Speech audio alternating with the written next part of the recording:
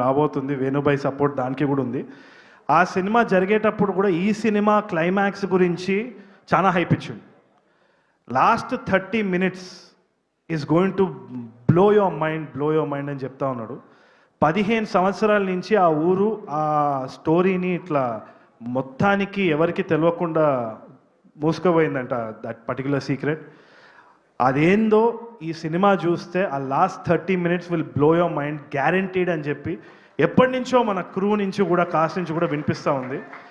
అది ఆ స్టాంప్ ఏ రోజైతే వేణుబాయ్ నుంచి వచ్చిందో నేను నమ్ముతా. ఎందుకంటే విరాట పర్వం చూసినప్పుడు టిష్యూలు సరిపోలేదు, నేను ఇట్లా ఏడుస్తూ ఉన్నా ఇట్లా.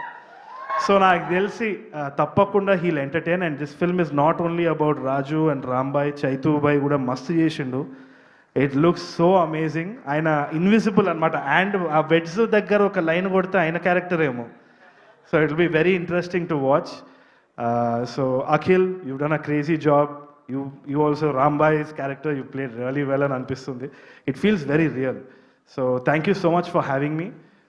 All the best to the entire team. So మీరు క్లైమాక్స్ ఏమై ఉంటుంది అనుకుంటున్నారు మీ గెస్ ప్రకారం? మీకు ఒకవేళ కథ తెలిస్తే అది చెప్పొద్దు, మీరు హ్యాపీ. ఒక మీమ్ నడుస్తుంది ఇంటర్నెట్లో, కానీ నేను అది ఇప్పుడు ఓకే. మీరు ఇప్పటి వరకు నాకు అర్థమైపోయింది, మీరు ఇప్పటి వరకు రియల్ లైఫ్లో చూసిన గ్రేటెస్ట్ లవ్ స్టోరీ ఎవరిది? ఐదర్ సెలబ్రిటీస్ అవ్వచ్చు, మీ ఫ్రెండ్స్ అవ్వచ్చు. నాదే, నేను చూస్తున్నా, అయితేనే ఉంది. ఓకే, పేరు నాకు తెలుసు కానీ నేను బయట చెప్పా అనవసరంగా ఎందుకు. Thank you so much. Thank you Tarun గారు. Thank you so much for gracing our event. Yes, మొత్తానికి